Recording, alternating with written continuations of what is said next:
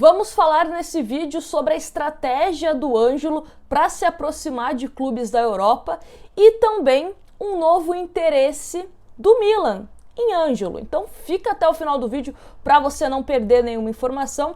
Peço também para você deixar o seu like e se inscrever no canal, que é super importante.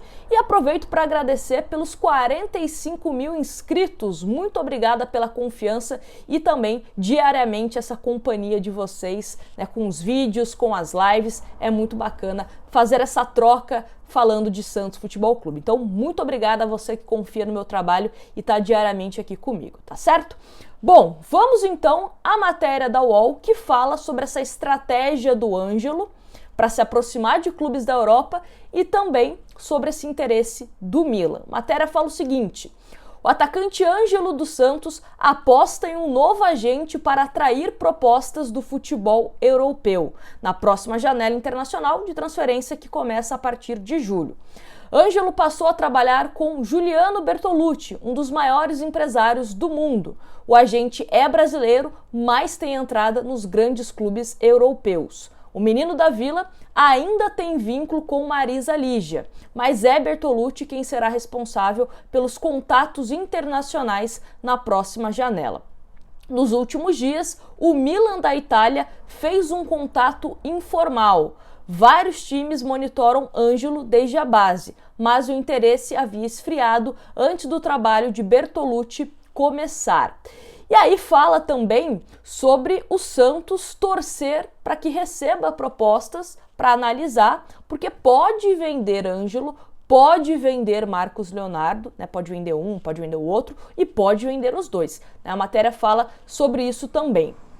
O Santos precisa vender pelo menos um jogador titular na próxima janela para fechar as contas.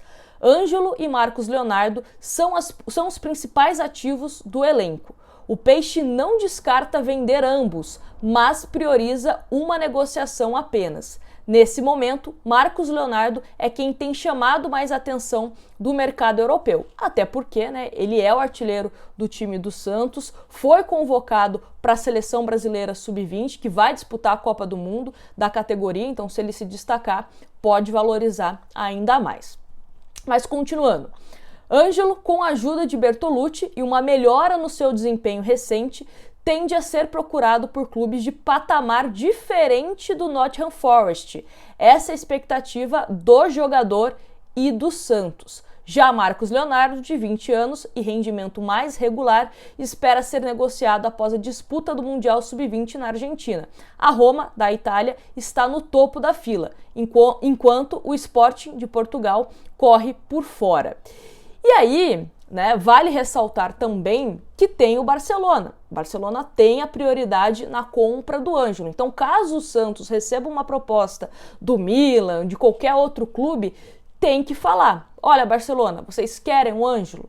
Né? Porque a prioridade que foi negociada, então tem que ser respeitada, senão o Santos, né, pode sofrer punições e, obviamente, não queremos isso. E aí, falando sobre essa questão do Milan, né, vale a gente ressaltar que o Milan já teve interesse no Ângelo no começo do ano, quando o Santos também tinha o jogador mais valorizado, né? O Santos pedia um valor mais alto para negociar o Ângelo. Até peguei essa matéria da Tribuna, que é do dia 1º de janeiro, né, primeiro dia do ano, que fala o seguinte: o Milan está de olho no garoto de 18 anos. Nos últimos dias, o clube italiano buscou informações sobre o camisa 11 do Peixe e sinalizou interesse em levá-lo por meio de uma oferta de 15 milhões de euros, que na cotação era 85 milhões de reais. Mais um valor em bônus diante de metas atingidas pelo atleta. Ou seja, né, o Santos poderia receber um valor acima de 15 milhões de euros caso, né, o Ângelo cumprisse com essas metas. Apesar do interesse, nada foi apresentado oficialmente ao presidente Andrés Rueda até o momento. Segundo apurado pela Tribuna, os italianos foram informados que o Santos não pensa em abrir negociações por um valor abaixo de 25 milhões de euros, o que dava, à época, 141 milhões de reais. Continuando. O Milan, por sua vez, entende que esse é um preço elevado, né? Esse preço de 25 milhões de euros. O clube rossoneiro, inclusive, foi avisado de que no meio da temporada passada, 2022, o Newcastle da Inglaterra tentou tirar Ângelo dos Santos por 20 milhões de euros, cerca de 110 milhões de reais na época, mas não teve sucesso. E aí o mundo dá voltas, né? Porque o Ângelo começou a temporada, essa é uma matéria que eu acabei de ler, de janeiro desse ano, primeiro dia do ano.